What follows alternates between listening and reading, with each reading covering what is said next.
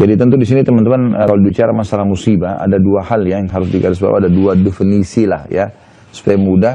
Ada musibah dan ada bencana, beda ya. Kalau dalam bahasa Indonesia pun beda. Kalau musibah teman-teman larinya kepada individual, kayak kita sakit, kehilangan barang, apalah, sumpek, sedih segala macam, kehilangan kerabat yang kita cintai, ini namanya musibah. Dan semua orang akan ditimpa musibah ini, ya, beriman atau kafir. Kalau bencana, sifatnya datang merata, semua orang kena. Kayak tsunami, banjir, gempa, apa segala macam.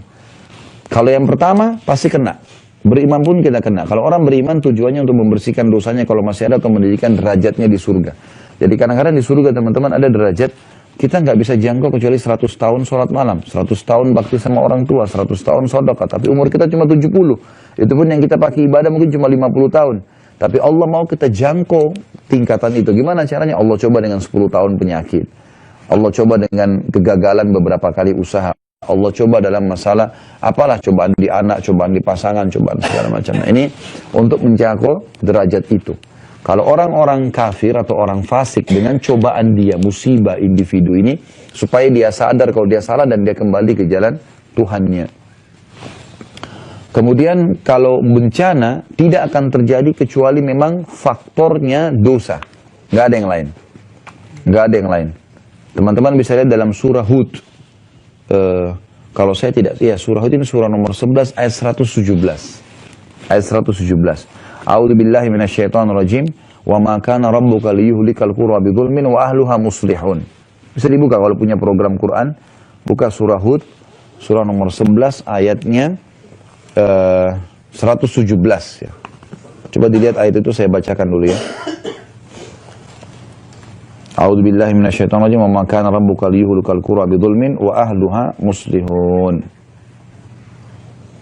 Sudah dilihat? Ya, terjemahnya sudah bisa baca ya.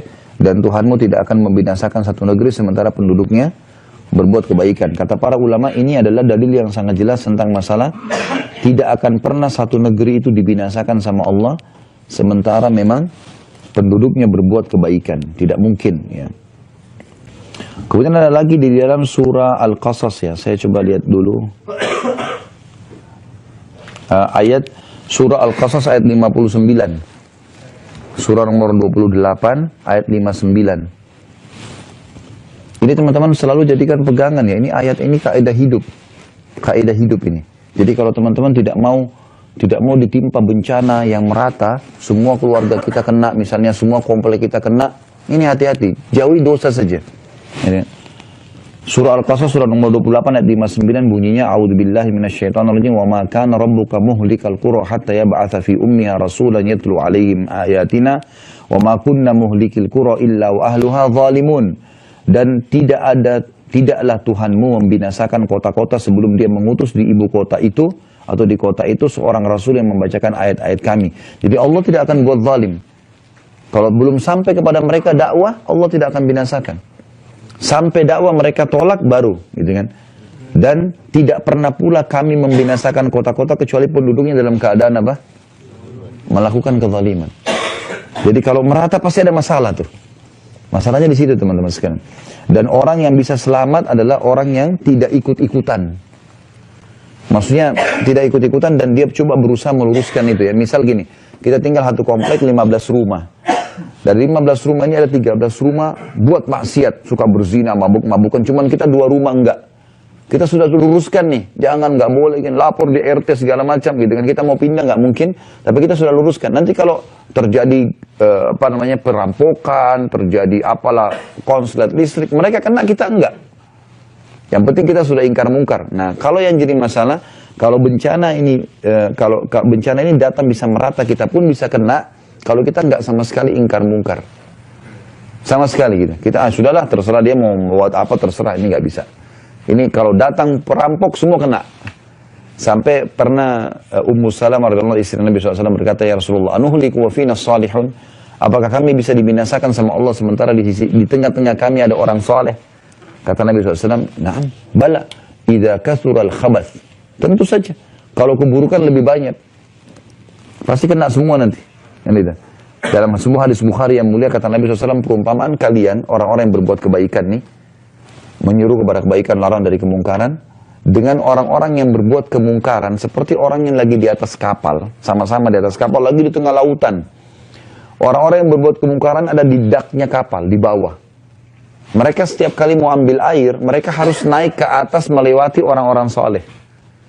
Jadi kalau mereka mau buat dosa, lewat depan kita kan, nggak boleh loh, haram. Jadi mereka kayak ada yang halangin. Maka kata Nabi SAW, orang-orang yang berbuat dosa ini lalu berkata satu sama yang lain, bagaimana kalau kapal kita jebolin aja? Dari bawah kita buat lubang, supaya nggak usah naik ke atas ambil air. Ambil aja air dari sini. Kata Nabi SAW, kalau kalian biarkan mereka melubang kapal, maka kalian akan tenggelam semuanya. Seperti itu. Itu contoh dari Nabi SAW supaya mudah difahami. Maka hati-hati teman-teman. Jadi kalau cobaan individu pasti datang. Sabar. Allah SWT lagi menguji. Dan sabar artinya menerima keputusan Allah. Ya. Kemudian ikhtiar cari jalan keluar. Misal kita bangun tidur pagi flu. Oh ya Allah lagi coba saya. Kemudian ikhtiar. Minum obat segala macam. Itu sabar namanya.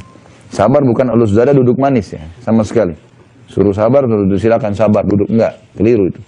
Saya sabar itu ikhtiar. Kita kalau ditipu orang, kita melapor ke polisi segala macam. Itu sabar namanya. Bukan berarti tidak sabar itu. Sabar justru terima takdir Allah, oh ini Allah lagi uji. Tapi ikhtiar. Baru katanya itu baru-baru diistilahkan dengan sabar.